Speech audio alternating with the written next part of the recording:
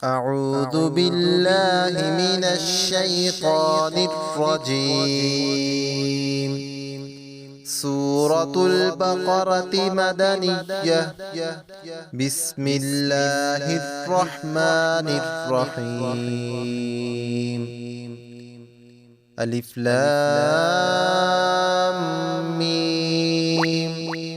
ذلك الكتاب لا ريب فيه هدى للمتقين الذين يؤمنون بالغيب ويقيمون الصلاة ومما رزقناهم ينفقون والذين يؤمنون بما أنزل إليك وما أنزل من قبلك وبالآخرة هم يوقنون أولئك على هدى من ربهم وأولئك هم المفلحون.